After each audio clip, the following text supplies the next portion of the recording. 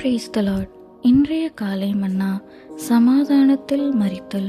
தானியம் ஏற்ற காலத்திலே அம்பாரத்தில் சேருகிறது போல முதிர் வயதிலே கல்லறையில் சேருவீர். யோபு 5:26. இது தேவனோடு நடக்கும் தேவ பிள்ளைகளுக்குரிய மேன்மையானதொரு வாக்குத்தத்தமாகும்.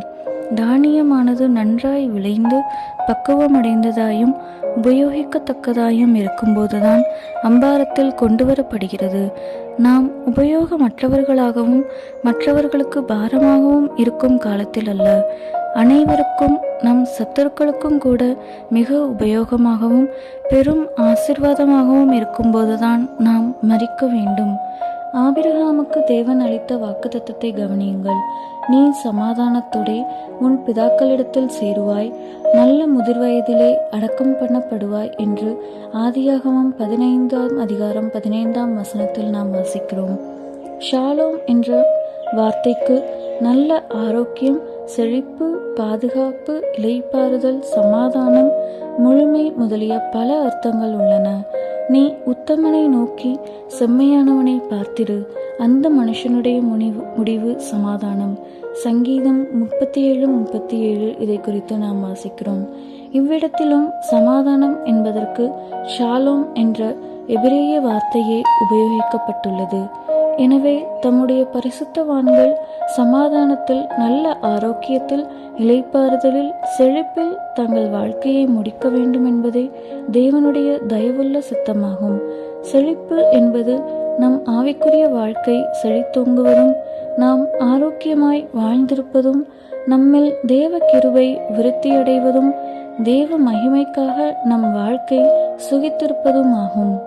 தேவனுடைய வாக்கு தத்தத்தின்படியே ஆபிரகாம் நல்ல நிறைவயதிலும் முதிர்ந்த பூரண ஆயுசிலும் பிராணன் போய் மரித்து தன் ஜனத்தாரோடே சேர்க்கப்பட்டான் என ஆதியாகமம் 25:8 நாம் வாசிக்கிறோம்.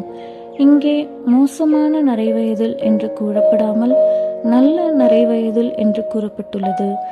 நல்ல நிறைவயது என்னும் அனுபவம் வேதாகமத்தில் அநேக பரிசுத்தவான்களுக்கு அவர்களுடைய வயோதிபத்தை குறித்த வாக்குத்தத்தமாய் கூறப்பட்டுள்ளது. ஆங்கில வேதாகமத்தில் முதிர்ந்த பூரண ஆயுள் என்பது சாய்வு எழுத்துக்களில் தனிப்படுத்தப்பட்டுள்ளது.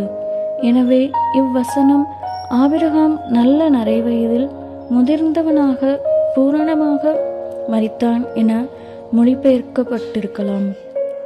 பூரண ஆசீர்வாதங்களுடனும் பூரண கிருபையுடனும் தேவனுடைய பூரண தயவுடனும் பூரண ஆரோக்கியத்துடனும் பூரண ஆவிக்குரிய ஐஸ்வர்யத்துடனும் ஆபிரகாம் மரித்தான். அன்பான தேவ பிள்ளையே, நீ வியாதிப்பட்டு பலவீனமடைந்து மற்றவர்களுக்கு பாரமாய் மாறிவிடக்கூடும் என்று உன் வருங்காலத்தை குறித்து எண்ணி பயப்படுகிறாயா? ஆபிரகாம் விசுவாசித்தான். தேவன் அதை அவனுக்கு நீதியாக எண்ணி தாம் வாக்குத்தத்தம் செய்ததை அவனுக்கு நிறைவேற்றினார். மரியாள் விசுவாசித்தது போல நாமும் விசுவாசிப்போமாக.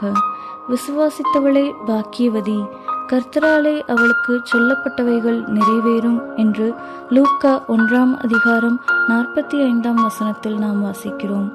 உன் விசுவாசத்தின்படியே உனக்கு ஆகக்கடவது.